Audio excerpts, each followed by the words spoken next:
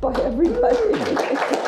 Hello and welcome. My name is Andrew McGregor. I am currently serving as Vice President of the Adventurers Club Los Angeles, a somewhat beloved, if not magnificent institution that for the past 100 years has gathered every Thursday, rain, pandemic, shine, or war, to discuss and disseminate and encourage community around adventure and adventuring.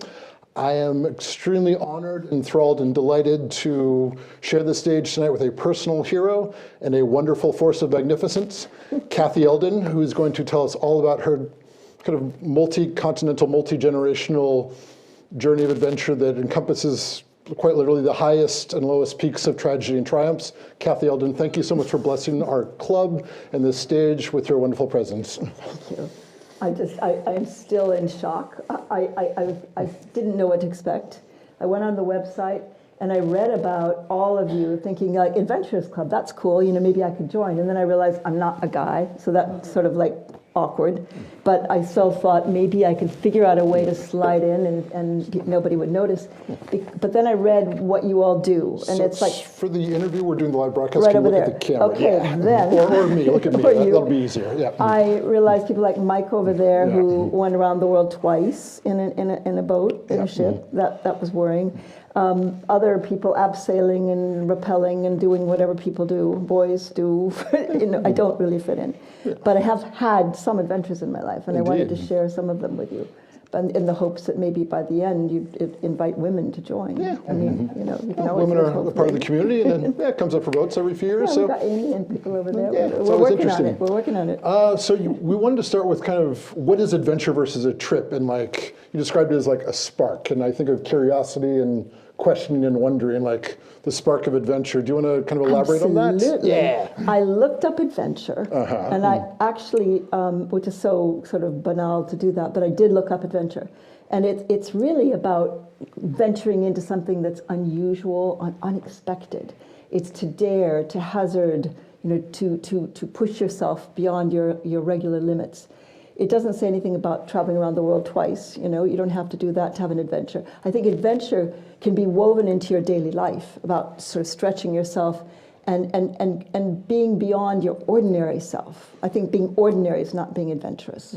That's true, and it's interesting given your own personal history of leaving what you described as the world's most boring city and going into the Soviet Union as a teenager. Do you want to elaborate on those things a little bit? You know, I felt really badly. I saw the Iowa flag over there as I was sitting there, and I thought this is so rude to describe a perfectly lovely city as being one of the most boring cities on earth.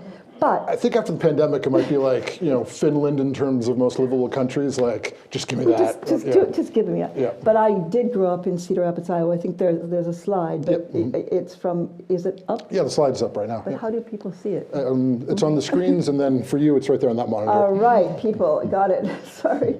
That was Cedar Rapids in 1960.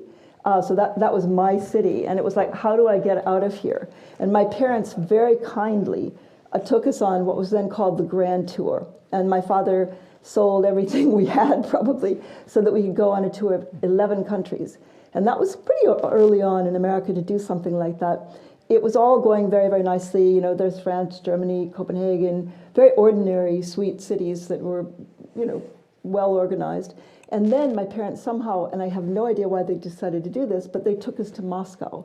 And it was 1960, I was a kid, and the U-2 airplane, Gary Powers, and some of you may remember the name of Gary Powers. His son is actually a friend of the club. Really? Yeah. Oh, wonderful. Another adventure. Oh my God, I want to meet him, because Yeah. I was so interested. So Gary Powers, for those of you who are too young to remember, Gary Powers was a pilot, a spy pilot, and he was flying at 80,000 feet, and he got shot down, which nobody thought was even possible. And he tried to blow up the plane on the way down, and he failed. So he was picked up and imprisoned. And we arrived, my father and my mother and my sister and my brother arrived, you know, all Iowa squeaky clean, in Moscow in the middle, in July. And that's when the trial was going on. And I remember being driven in those, every single car in Russia was the same car. I can't remember what they were called. Thank you. Thank you. Yes. And they all looked alike. And we were in the car, and then I realized we were being followed. When we got to our hotel, my sister and I rapidly discovered microphones in the lamps. And it was this extraordinarily tense experience. People were kind to us. When Russians have a tendency to be very, very serious.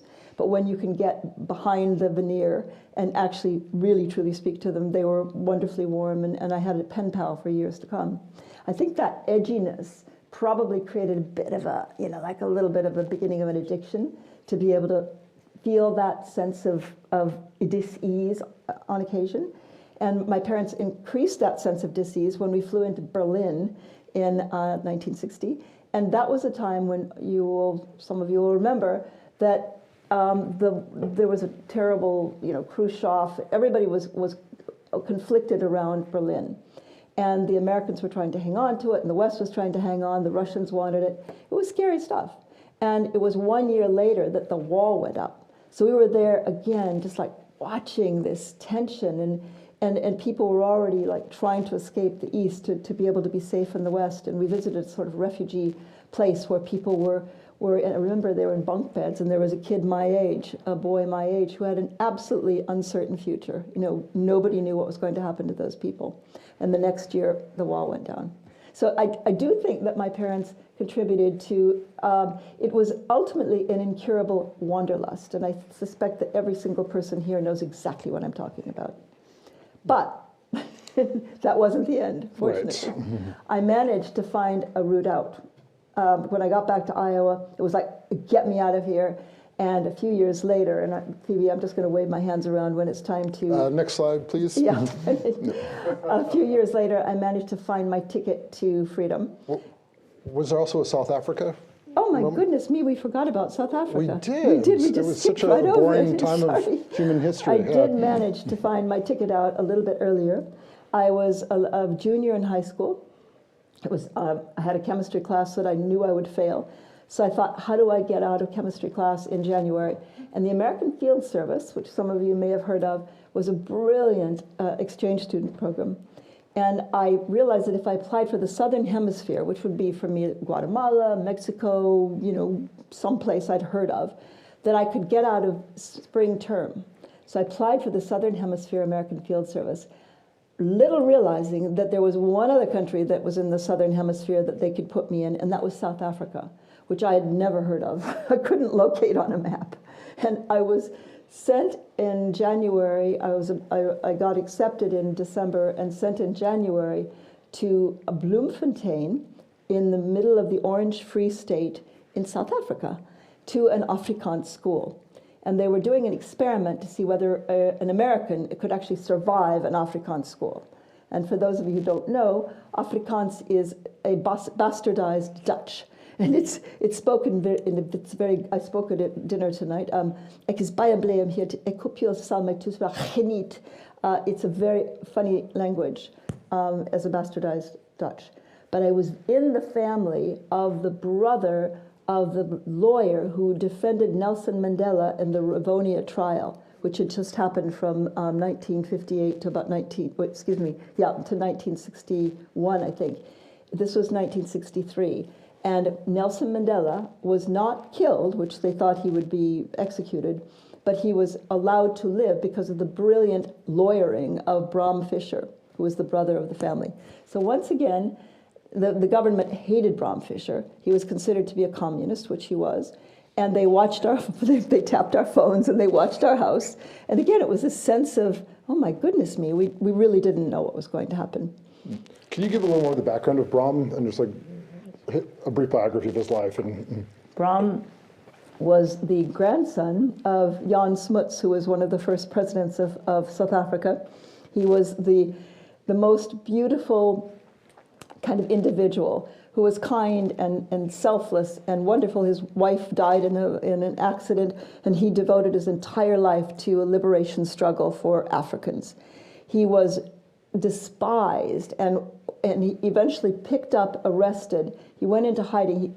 He went to England to defend some sort of case, and everybody said, don't go back, because if you go back, you'll be arrested.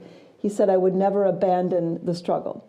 But he went back, but he escaped. They arrested him. He managed to escape from being captured at that particular moment, but he didn't leave the country. He maintained the struggle, and then they eventually picked him up. He was imprisoned for life, and in that period, life meant life. If you were a political prisoner, you were in for life. And like Nelson Mandela was in for 27 years until he was finally liberated. Brahm became very ill and was allowed out 2 weeks before he died after 12 years of imprisonment and brutal conditions. He is, interestingly, when I went back to South Africa to shoot a film produced by Kweku Mandela, Nelson Mandela's grandson, I flew into Brahm Fisher Airport in Bloemfontein. So, justice was served, but far too late. Yeah, thank you. And for the record, flying into apartheid South Africa to get out of chemistry class is one of the most heavy metal things you can do. So onward with you. What happens next? Well, yes. Again, I went back at senior year and was very, very restless. Went on to college and just thought, wow, I wanted to join the Peace Corps. That was what I was going to do.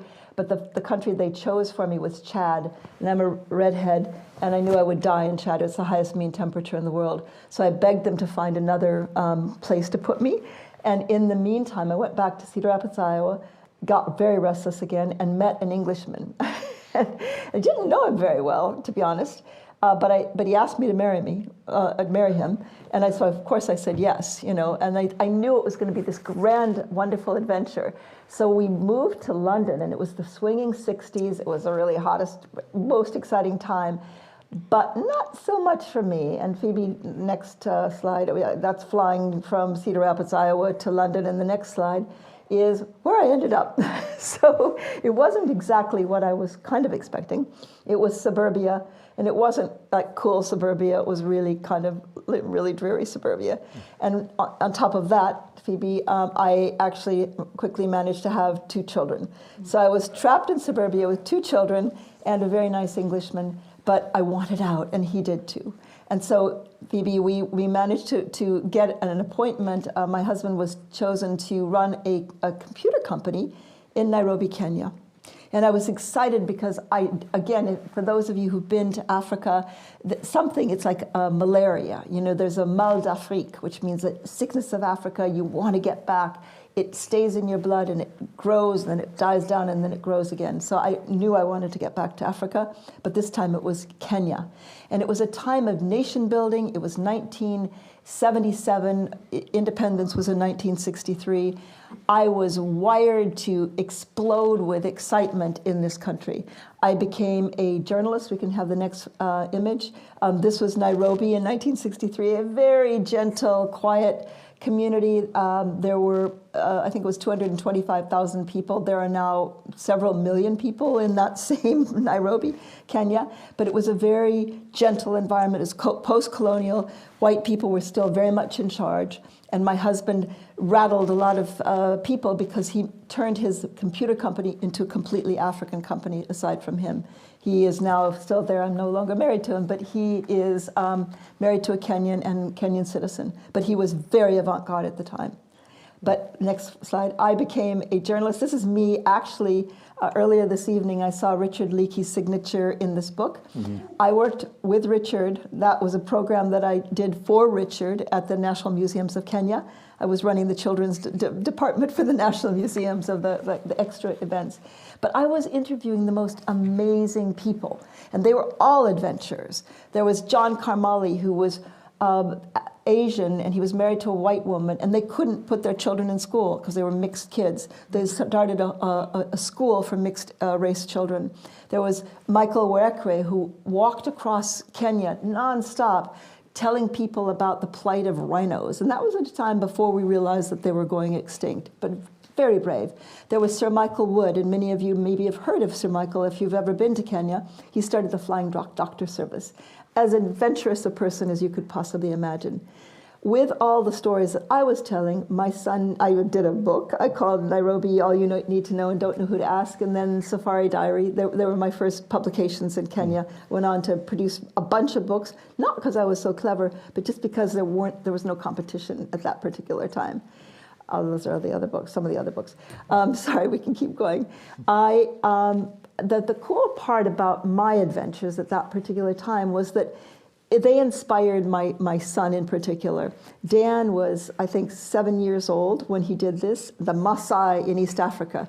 And as I was walking in the building, I saw Maasai beadwork in one of the cupboards. And many of the kind of artifacts are from East Africa.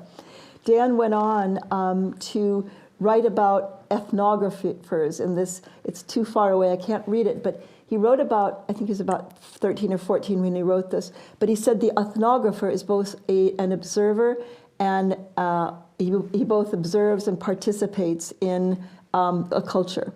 And an ethnographer cannot actually disturb the culture. So maybe in exploration, I was just trying to think with explorers, they're observing and sometimes participating, but maybe many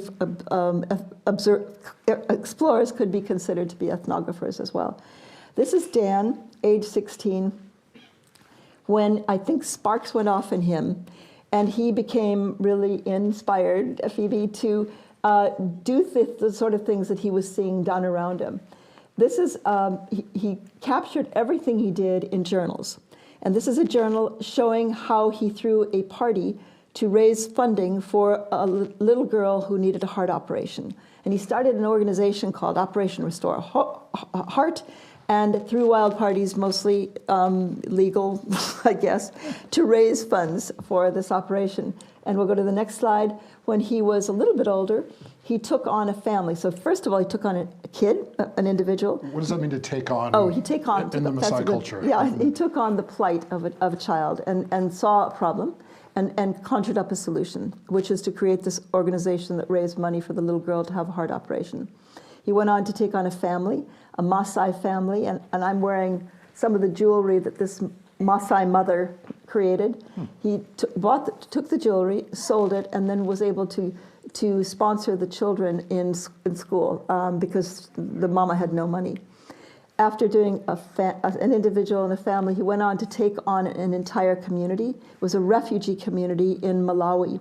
And this image that you see is his manifesto to raise support around this refugee community. He brought together 15 kids. You see them on in one of his journals.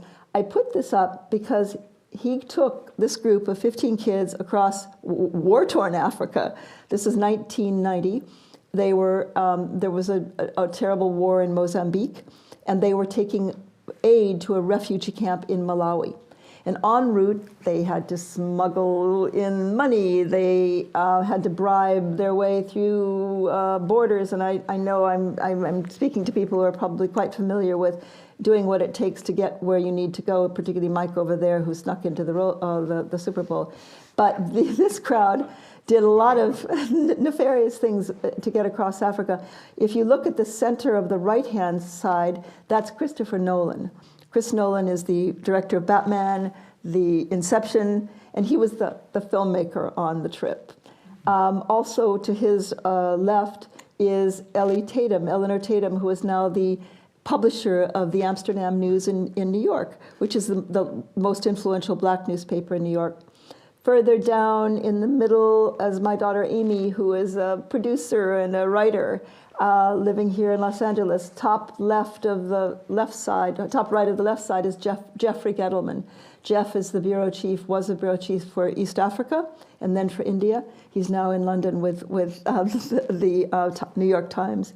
I could go on and on. Yeah. These kids were kids, but they were stretched, and they were on their own for 7 weeks crossing Africa. What do you ascribe to the cause of a gathering of people who had become these cultural luminaries within this one moment, connected? Because the world's vast and but how does this quote unquote tribe emerge like that? I love that question. Yeah. I think it was, when you're passionate about something, you glow, and I think that when you glow, you attract other people who. I want what you've got over there. And Dan was at Pasadena Community College trying to get residency so he could go to UCLA. And we were all in Kenya, I was in London, my former husband was in Kenya.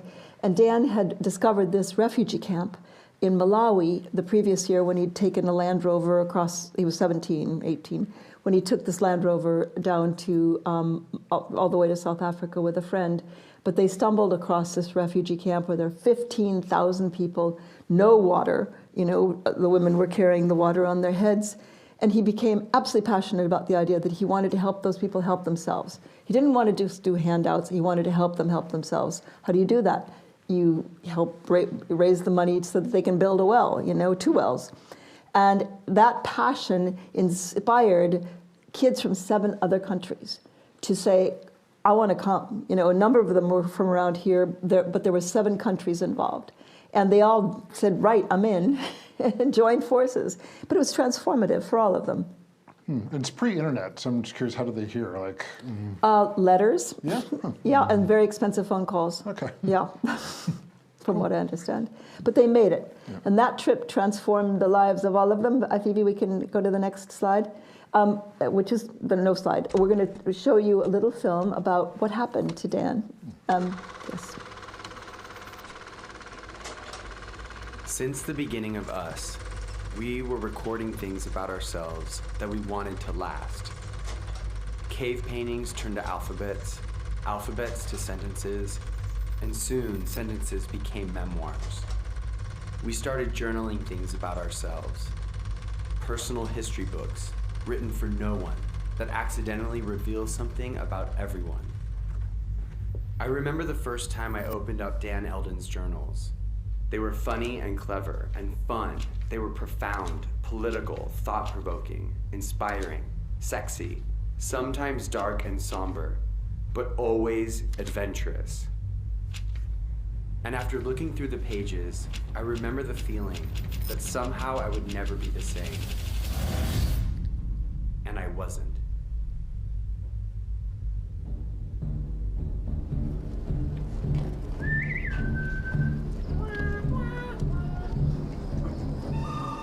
The new sheriff in town. This is Dan Eldon, artist, adventurer, cowboy. We're gonna be flying in the air below 4,000 feet to avoid radar detection. Dan has always seen things others could not see. He was just born with a vision. Well, that was another harrowing Black Ops mission, successfully completed. This is Dan Eldon, Kittengela. Turn that bloody thing off. I'll see you in court. Alright, see you. Dan grew up in Nairobi, Kenya, and from a very young age, his mother, Kathy, encouraged him to keep journals and take photographs. As a teenager, he spent his days exploring the world around him in his beat-up Land Rover, which he named Desiree. He learned on the road rather than by the book. He journaled that with Des, the destination didn't matter. The pleasure was simply in going.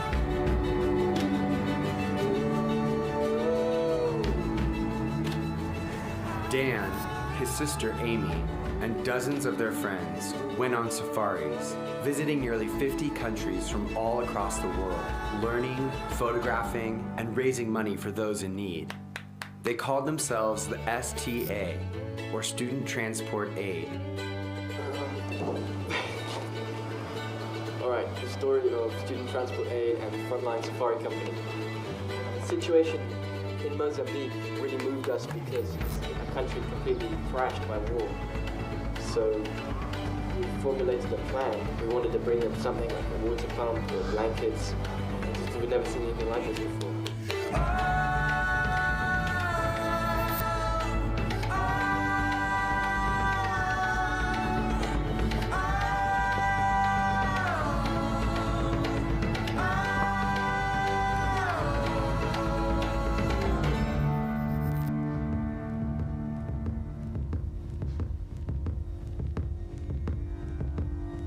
And with his camera, he began traveling to war zones to document and bring life to unfamiliar conflicts. He took pictures to make people feel something, but more to make people do something. He journaled about how people said he was too young to make a difference, to really help anyone. But he refused to give up, and so he kept getting closer and closer to the action. After hearing about the growing famine and violence in Somalia in 1992, he packed up his camera and immediately booked his plane ticket. We're now on the outskirts of southern Mogadishu. Soon his photos of the war spread all over the world, making a double-page spread in Newsweek magazine, and at 22 years old, he became the youngest photojournalist hired by Reuters. He witnessed horrible things, but always found ways to help. Nothing could stop him. It was what he was made to do.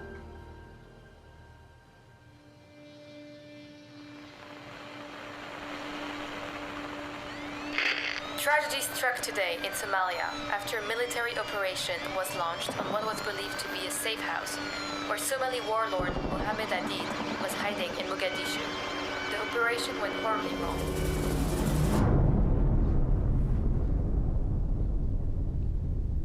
One day you'll wake up, not realizing it is your last.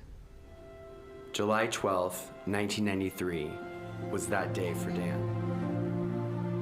Survivors from the operation gathered journalists from a nearby hotel to take pictures of the destruction. A mob, angry at what had happened, attacked the journalists. Among them was 22-year-old Dan Eldon. He and 3 others were stoned and beaten to death. None of us knows what our last day will be. And though he only lived 22 short years, he lived all of them full. Dan Eldon believed that the journey is the destination. And though he is physically gone, that journey continues. Since the beginning of us, we were recording things about ourselves that we wanted to last.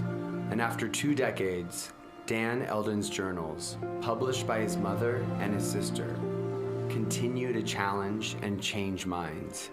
He has and continues to inspire hundreds of thousands of people around the world.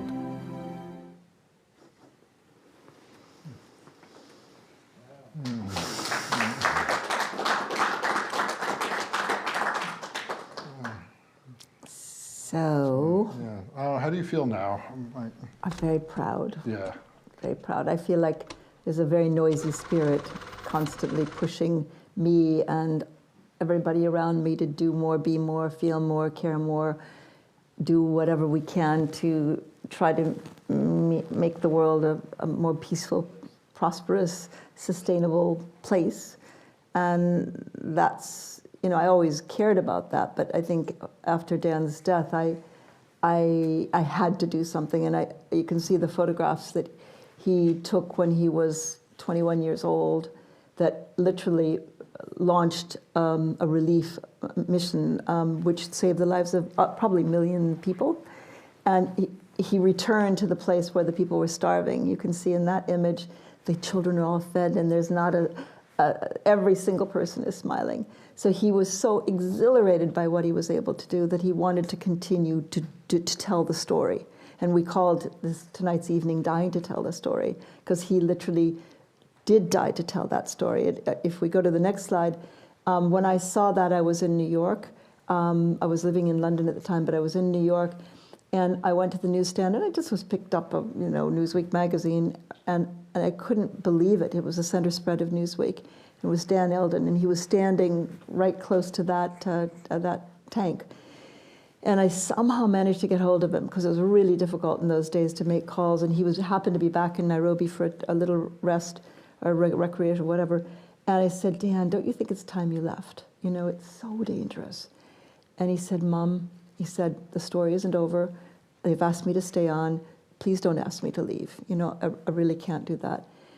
And it was like, long, long pause. And I said, Dan, I'm so proud of you. No matter what, I'm so proud of you. You're living the life of your choice. And I love you. And he, in those days, telephones didn't last very long. It went off. And he called me back and he said, Mom, don't worry, I'm sending you a ticket to Nairobi. And I said, no, I'm sending you a ticket to London. And we sort of had a little mother-daughter thing, a mother-son thing about that. But we agreed that we would see each other in 2 weeks' time. And then we hung up. And in almost exactly 2 weeks' time, on July 12th, Dan was killed by a mob. And it was interesting because he had heard the helicopters over his hotel. He was packing to go back to UCLA, where he really wanted to become a filmmaker. And when he heard what had happened, the people begged him to get in the car and to come over, those survivors, to come and tell this tragic story. We later found out that 80 people were wounded, 200 people were killed in this abortive. It was a U.S. airstrike on a wanted warlord, and we can talk about Somalia geopolitics later if you want, but yeah, please go on. No, but thank you for that.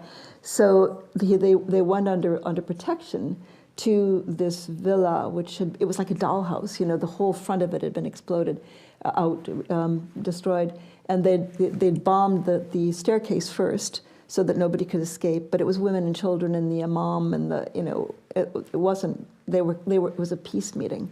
So when they got there, Marines had just left, having rappelled down to photograph to see if the warlord had been killed. So when the journalists arrived, the people were so enraged, and then they were photographing that they confused it. And they said, your people are to blame. And they shot 4, beat, stoned 4 of the journalists. And so it was a terrible mistake. And afterwards, they really felt very badly.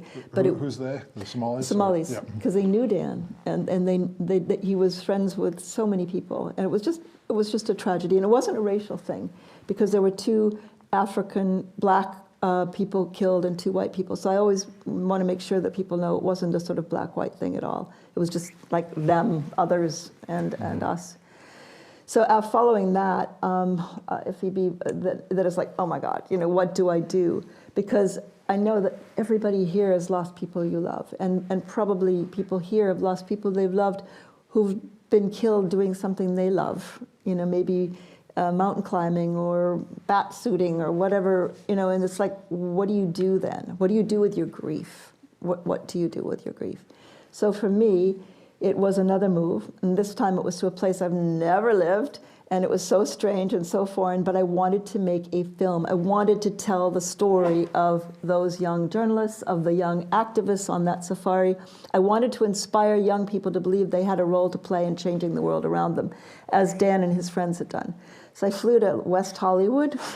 As one does, to change the world. Yeah. But I wanted to make a film, and where do you make a film? You have to go to Hollywood. So I arrived here in 1993, right after Dan was killed, determined to make a film. And of course, any fool, it's really, really difficult. And so one thing after another, I was stymied. I got something going with Disney, and then they changed the studio head, and I was out. And then I went to another studio, Paramount, and I got a meeting. Sherry Lansing very kindly got me a meeting with Brad, whoever Brad was, and I took along Dan's journals, because we found 22 journals after Dan was killed, and I took along, a couple of the journals. Could you talk about the story of recovering the journals? Oh, my goodness, all over the world. We'd found 4 in a closet in Pasadena where he'd visited his aunt. We found, tucked away in my flat in London, there were about 3.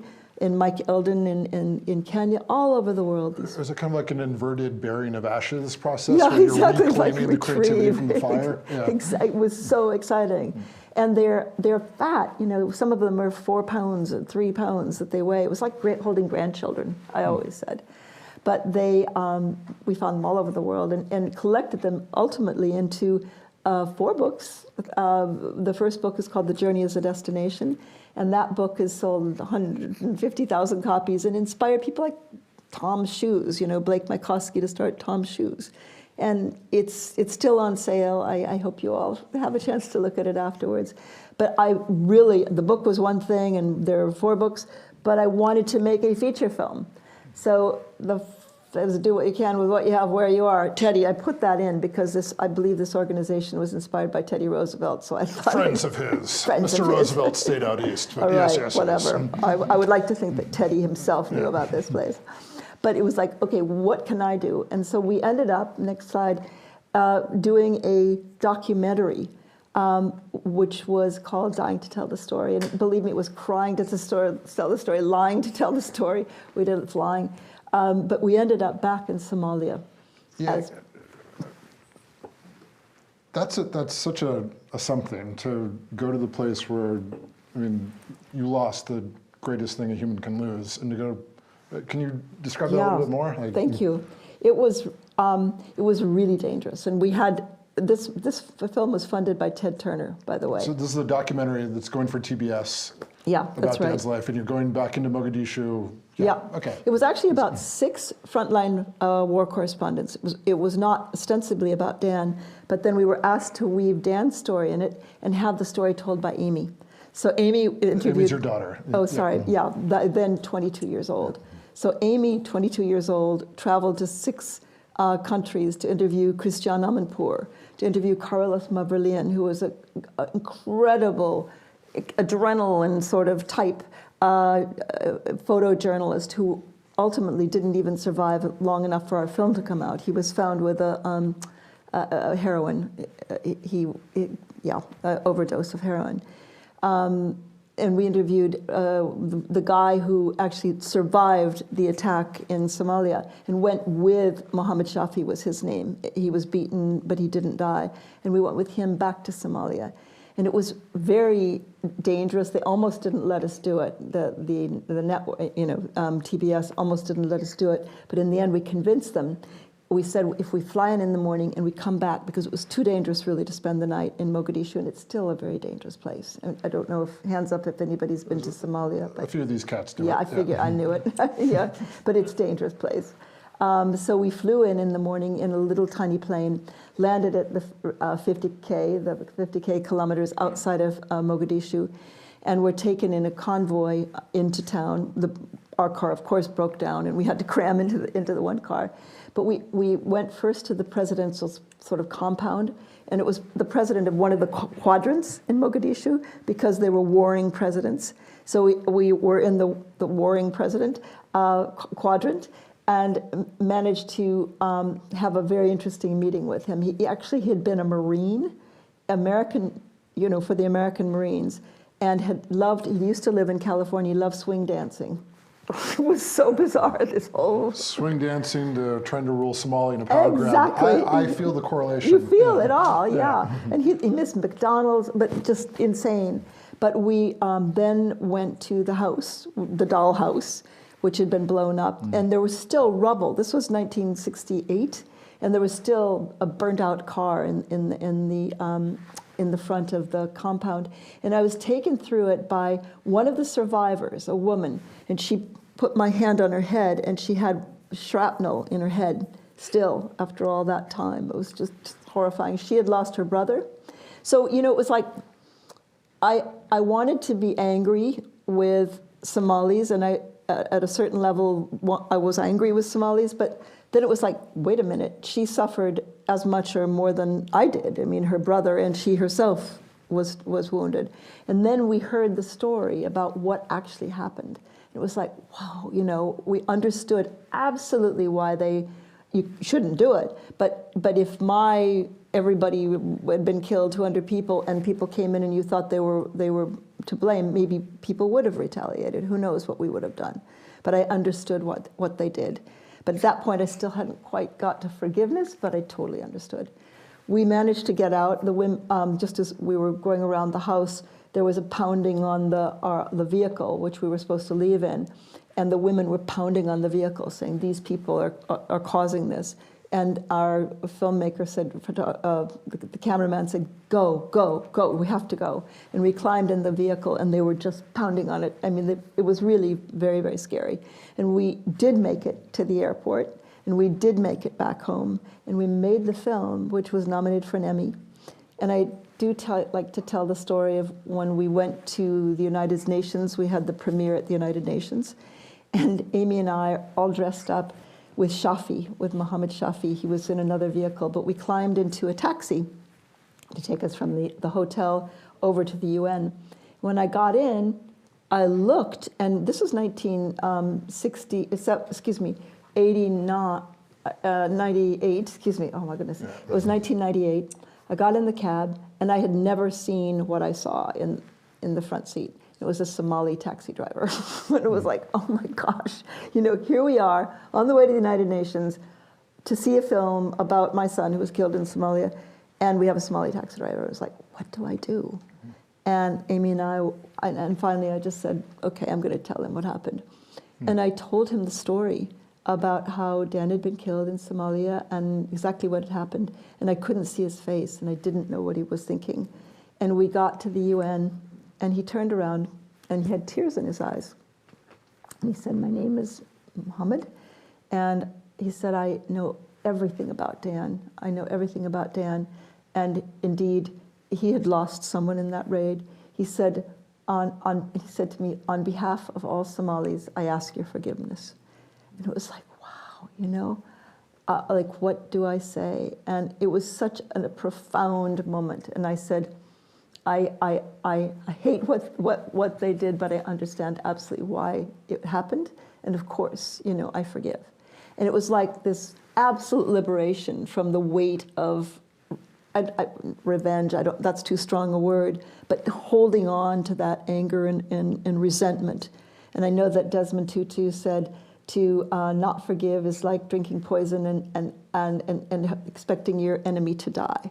And so I just, on behalf of the concept of forgiveness, I'm an advocate now.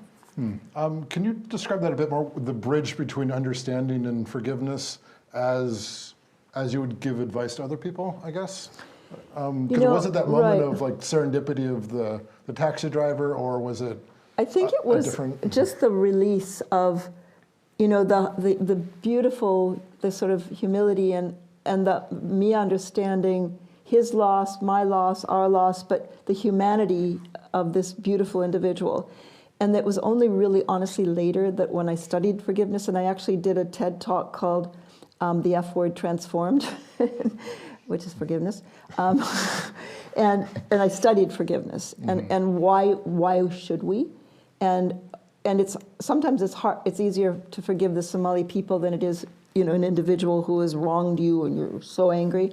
But to not forgive is to carry around something that's really heavy and it weighs on us, and we think about it and we think, you know, what can we do? And actually we're the ones who are suffering. So forgiveness is not a release of the obligation of that person to do right by you, you know, justice. It's not if somebody has done a terrible wrong, they should potentially go to jail, or you know, it's not that you would never have them do whatever needs to be done to make it right with the law, but it takes away that heaviness that you feel that's really cluttering up your own psyche. And it's a good thing. It's a good thing. People make their own decisions, but I would recommend it. It was good for me. Yeah, wonderful. All right, so you made your film, and you're back in Hollywood trying to get into the pictures? Yeah, right. What's going on next with So you? what's going on next, girl? Yeah, what happened next was we continued making documentaries while I'm still trying to make the feature film. So we did this Global Tribe, a 3-part series for PBS. We did a bunch of documentaries, and they were amazing. They're really hard. If any of you are in the industry, and somebody's in production over there, it's really hard.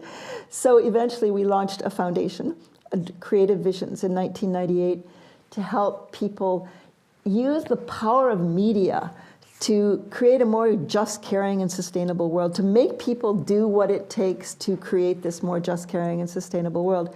So over the last however many years, we've worked with hundreds and hundreds of projects and productions, including, Andrew, you had a project under Creative Vision's umbrella, which I was so proud of, and we need to talk about that. Yeah. Yes? Another time. Another time, okay. Yeah.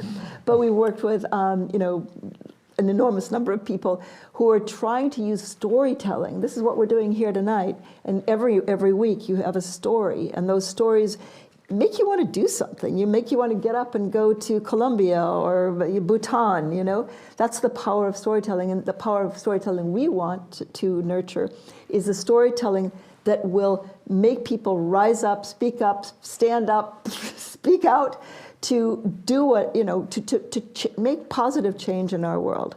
So if you go online, you can check out Creative Visions, but I just threw in a couple of slides. This is Jessica Mayberry. She was my first intern, and she was 24 years old. She said, I want to go to India, and I want to teach illiterate women how to tell their stories. She has now created a network. It's India Unheard. They have hundreds of citizen journalists, rickshaw drivers, you know, maids, people who are really incredibly unschooled, but they are speaking out and they are telling their stories. And the next one is This is called Living on One, and this are two kids, Zach and Chris, who went to Guatemala at the age of 21 to live on $1 a day, essentially, and then they documented their story. They are now filmmakers, have been to Syria, they've been all over the world, and they're running something called The Optimists. I don't know if you've kept in touch or know about them, but we have right now 150 projects under us, and so many exciting things are happening in storytelling. So watch documentaries, people, because we just had last week, we had the entire crew, or 6 of them from Navalny, the film Navalny, which is about Alexei Navalny, who was running against Putin, and he's now in jail. He was the guy who was poisoned. I'm sure you all remember that story.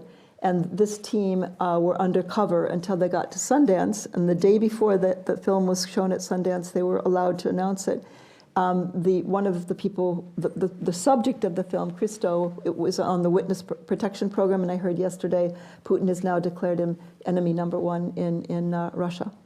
He's going, yeah, anyway. Very interesting. Very, very brave people. So next slide. We also have an organization called Rock Your World under us, which is encouraging kids to speak up. We teach them the Declaration of Human Rights. What is a human right? What are we entitled to? And for all of us here who want to go on adventures in future, what is the world going to look like? Are there going to be glaciers to, climb? Are we going to be able to paddle in the ocean? Is it going to be too warm or too acidic or whatever? So it's really important for us to teach our children to care about the planet. It's the SDGs, the United Nations Sustainable Development Goals as well, we teach them. And then we teach them how to tell stories that are going to motivate people to get off their backsides and do something. And we encourage all of you to check us out and come and visit us and get involved. And it's a different adventure. Yeah. So we have a kind of siloized nation now, both with the national political thing and then also the pandemic. How do you kind of use narrative or encourage narrative towards global citizenship in a world where people are kind of feeding themselves? The crazy thing is that we are far more in alignment than we think. I think most of us care passionately about our kids, about education, about being decent and good and kind, and all. I think 89.9% of what matters, we all agree on. And now with social media and this kind of insanity of algorithms, which really encourage hate. There aren't algorithms which are encouraging peace and love. So it's how do we shift? I'm actually doing a program in a couple of weeks with called the Peace Studio, and it's how do we make peace go viral? How do we do that? Is it more dialogue? It's more communication. It's more face-to-face of maybe not talking about the things that divide us, but really talking about the things that unite us. And we care about the future. We care about the planet. We care about the climate. I don't think those are a problem. Yeah. So eventually you get the film kind of going. Like, what happens next here? What happens next? We're going back to Hollywood, well, kid. You're still in the pictures. All right, so fast forward, slow forward, 23 years. And in the meantime, I've written my own book, which is called In the Heart of Life, telling the story of this very tortuous sort of, thank you very much, a commercial break. But 23 years later, I meet a young man named Kwaku Mandela, whose grandfather was saved by Bram Fisher. It's so bizarre. And I met go back to that. It's straight back. Chemistry class. Yeah. We're back to chemistry. And Kwaku, and he just came through this week. I just had a beautiful dinner with Kwaku, who's now 30, he was 26 11 years ago, so he's 37. And Kwaku, at the age of 26, we went for a walk. I live on close to a beach. And we went for a walk to our wishing rocks. And we stood on the wishing rocks, and we both made a wish. And my wish was to make this film with Kwaku, and it turned out that Kwaku really had the same wish. And so Kwaku came on board to produce this film. And I said, Kwaku, why do you want to do this film? It's about this white kid. He said, I want to show that being African has nothing to do with the color of your skin. And that is the kind of, acceptance and love and across time and space, generations and race. This is a truly beautiful guy, and he has his grandfather's dignity and spirit in him. So we made the film in South Africa. It was, it took 8 weeks of shooting, and the beautiful young man who plays the role of Dan, and we're going to show you the trailer right now.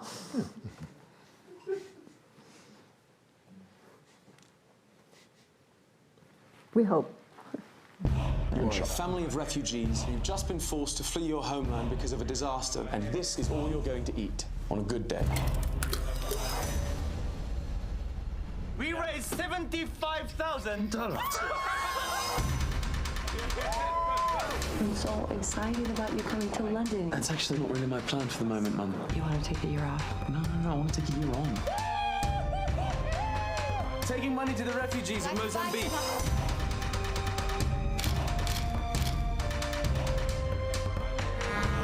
What's happening? Hey, Dan, is it safe? Let's see what's going on. What are you, like a disaster tourist? We're in a war zone. What are you doing? We all came for the right reasons, but there is a limit to what we can do here. There's people starving to death and nobody knows. How can you quit? Tell me, young man, what do you plan to do when you finish taking photos? I'm not planning to finish that. What are you gonna live on? Good looks and charm? Oh, no, you're totally right. I'm going to die of hunger. You want to get out there in the real world? Then bring me back some real stories. $50 every shot we run. These are beautiful, you talented little shit. Somalia! There's a civil war there. Why do you want to go? To do something direct. Okay, I got you. Regular Somali folk are getting shot by soldiers. That should be news. Dan, don't think that looking through that camera is any kind of protection. If there's anything I can do to open people's eyes, that's the only thing I can think of to do. I get really scared, but I'm really proud that you're living the life you love. Connection is the solution to the problem. No, never goodbye. It's goodbye until I see you again. How will you get to where you're going?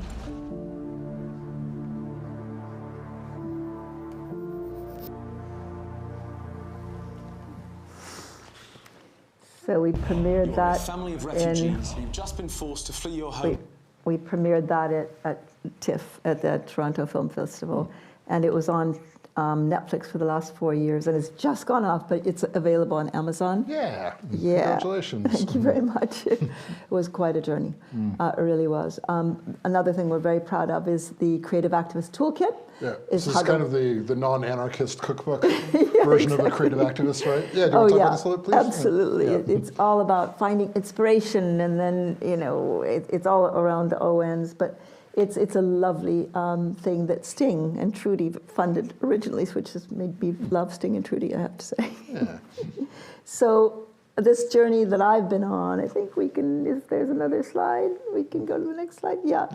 This journey that I've been on, we're right back to the beginning of the concept of what sparks us, what fuels us, what ignites that desire to get off the beaten track and explore. And Dan once said, there's little difference between exploring and being lost.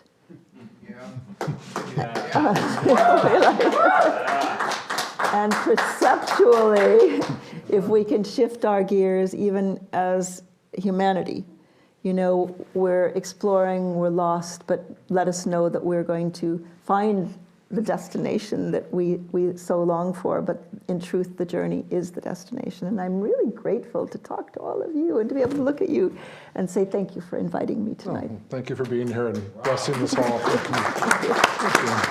Profoundly appreciate it. Do we have members from the audience? Or questions? We have members in the audience. Thank you, Alan Felstein, 1094. First of all, thank you for an amazing presentation, and more importantly, congratulations on instilling in your children that beautiful sense of discovery and stuff. It was extremely moving. I'm just curious, when you were living in Kenya, were you there the same time that Suki Galman was living there in Kenya? Absolutely. Yeah, for sure. And she's still there. Yes. And her daughter, Absit Sveva, and dear, lovely friend. And the Gallmans lost their son and her husband Yeah, for sure. So we were bonded by that. And she's so brave. I mean, talk about brave. There's nobody braver than her, for sure. I Dreamed of Africa. I think that's the name of her book. And there was a film made about that as well. I'll probably see her. I'm going to Kenya next week, and I'll probably see her. Can I just say this is my first live performance, a conversation since the beginning of COVID. I haven't done this for a really long time. So. How does it feel? Yeah, I was a little nervous, but it was so nice to be with you all. Yeah, thank you. I'm going to track down Cookie and tell her you said hello. Is that it from the... Now, have you been to Africa since the events of what you described? And if you have, how would you describe the geography and the locality of Africa in the time that has happened since your tragedy? Right, thank you. And Africa is like so enormous that I will be very specific. I went back to South Africa and was there for 8 weeks. And I visited Bloemfontein, which is now a thriving interracial community. South Africa is interracial. It's enormously challenged. It's deeply wounded. Apartheid wounded that country so badly. It's sort of like in America in a way, where our racial situation and slavery has really deeply wounded the country. Kenya is not as wounded, or not really wounded in the same way. They had colonialism, but that's honestly really different than apartheid. So when I go back to Kenya, I feel much more comfortable. South Africa feels very angry, and now it's insanely corrupt with their government is just not doing well at all. Kenya is the other country I'm very familiar with, and I've been back frequently, or not, pretty often. I went last March. The minute I got my second shot, I was on the plane. I was there, and I just got my 4th booster, and I'm on that plane. Next week, I can hardly wait. But the problem is population. Kenya now has, 50, 60 million people, and when I was there were 12 million people, and then there were 25 million when I left, and that was already way too many people. And now 60 million it's really hard, and it's going to go up. So the elephants are struggling, everybody's struggling, because there just isn't the space to put everybody. And right now, they're in a terrible drought. Climate change is happening. We know that around us. And it's really a dilemma, because these are beautiful people everywhere in the world. But it breaks my heart, actually, to really see the poverty and the challenges people face. When most of us go, not this crowd, when most other people go to these countries, they don't see the poverty often. They're just going to fancy hotels and saying, oh, I loved being in Kenya. It was so lovely. I was on safari, which is lovely. But the slums in Nairobi, there are well over 1 million people. In Kibera, probably close to 2 million people. In Mafari Valley, it's really rugged. So it's different. It's not what it was. It was paradise when I was there. But the people are absolutely wonderful, as always. People around the world are great. Thank you. Other questions? Mm-hmm. So it's quite an incredible journey you've had, and I'm halfway through your TBS special. I watched part 1 and part 2 today, and I look forward to finishing it. Really powerful story. Thank you. And it seems like in your life there's been sort of these giant milestones, and I just wonder, number one, what's the next big milestone for you? Oh, I love you. That's really nice. Thank you for asking. Wow, thank you. We just did a strategic plan. I love our organization, and I would love to have all of you come for a special... The Creative Visions Philanthropic Foundation. Yep. Yeah, Mm-hmm. and it's right, it's above Board Riders. The first building in Malibu, is Board Riders. If you surf, it's that surf shop. So the top floor is our Creative Visions. And we could do a special Explorers Club, Adventurers Club, forgive me. Fierce rivalry. Yeah, fierce rivalry. Get off my We sailboat. could do an No, Adventurers Club. Yeah, Sorry. It's awkward for everyone. Yeah. But it's so far, you are so far over here, we could do Adventurers Club West Beach or something and have, Nice. you could do your men thing over there in our place. So I totally invite you, and then we'll get Amy and the gang. But I love what I get to do. And we're a center of creative activism, and Kwaku was here last week. We've just have the most amazing people coming in and out of the doors. We've just, with our strategic plan, we now have impact media, which is nurturing masses of films and beautiful things, impact education. We just talked to Discovery. They have 45 million kids, 12 million teachers, and they want to bring our creative activist toolkits to those kids. I mean, it looks like it could really happen. The third thing we just created now, or the team created on behalf of me and told me we're doing it, but we're doing the Eldon, as it were, I hate the word, but brand. So it's going to be what I do, which is transform yourself and the world around you. So it's not just the creative activism, it's how do we evolve to be able to be effective creative activists in the world. So it's how do we get through grief, how do we get through loss, how do we get to love, how do we get to find purpose in our lives, layered onto activism. And then we've got the Dan part, which is, you know, the inspiration for a lot of what we do. So we're creating a social enterprise. So if anybody knows anything about social enterprises, we really want to talk to you because we want to monetize the things that we have, you know, that are products that we've done over the years to be able to fuel the foundation. So that's kind of, and I've got a new children's book that I've worked on. I'm so excited about life right now. The pandemic was so tough for everybody, and each in our own way, but it forced us to really rethink who we are, how we are, the future of ourselves and our planet. And really, I think we've been able to come through it with such a clarity of vision that's really positive. Oh, thank you. Any other questions? All right. Oh, one more. Yeah. I'm curious what Amy is up to these days. My Amy, yes, thank you. My Amy is the mother of 3 kids, one named Daniel Eldon Turtletaub. Her husband is John Turtletaub, who is the director of National Treasure, While You're Sleeping the Kid, Cool Runnings, you know, Instinct, The Meg, a lot of films. He is doing a documentary about the baseball teams that gather in Florida, and then they have a friendly game. I don't know if you know about that. But Amy works with me with Creative Vision. She lives next door. We wrote a book called Love Catcher when we didn't have any men in our lives. We did Angel Catcher first, which was grief, and then we did Soul Catcher, and then we looked at each other and we didn't have the right men in our lives. We wrote Love Catcher, and it was published by Chronicle. And I had a big, long list of what I wanted in life, and I materialized this guy.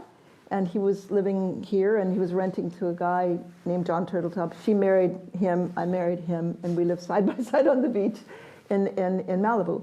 So coming out of extreme challenges, and when we had absolutely, you know, ability to really, you know, eat, which is really wonderful, you know, but then I'm being facetious, but you know, we're really, really blessed right now to be able to do what we love to do together and next to each other. That's wonderful. It's a miracle. Yeah, thank you. Thank you. Further questions? Hi. Well, just out of... Why so far, or would I like to? If you would like to, and it could be for any reason, which country would you like to endeavor yourself in? That's wonderful. You know, weirdly, the continent of Africa is very big, and I just talked to a dear friend of mine in Morocco today, and that's kind of like off the beaten track. That's a beautiful, I think Ethiopia, we talked about Ethiopia at dinner time. Who was talking about Ethiopia at dinner time? Yeah, and I think I would love to go to Ethiopia, which is an ancient culture, and I would love to go there. I've never been there.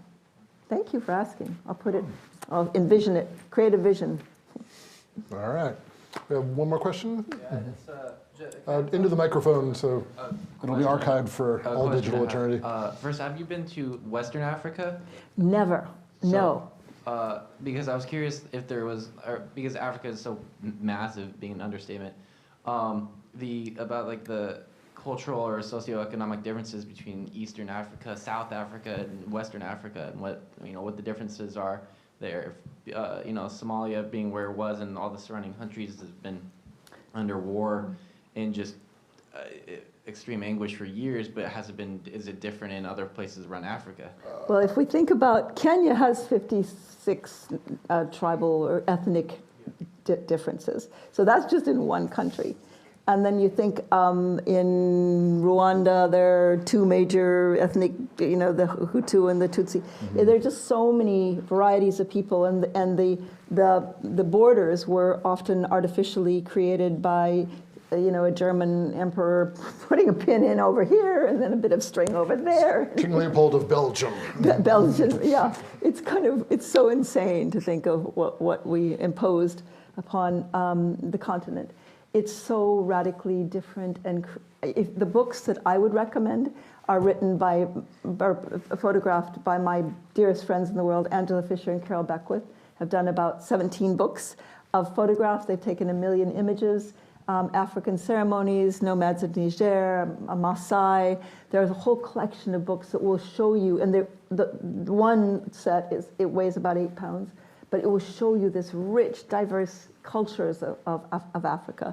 And it's as, I can't even express to you how radically different one culture might be from another. And South African Aboriginal culture from the Egyptian, ancient, thousands of years old. It's just magical continent, and I urge any of you who haven't made it to get over there. Yeah, anywhere. I've been to Nigeria, and that's like its own creature. I think it has the highest GDP in the entire continent right now, so it's extremely entrepreneurial, but it's just tough. It's cursed by oil wealth. Yeah. Having oil money is often a curse. That sounds like a great question we can discuss over cookies in the back. Phoebe, will you please guide us out? And thank you again, Kathy. Thank and you. let's remain seated for a little Thank bit. You have an honor coming up, but thank you. Thank you. Appreciate it. One second. Oops.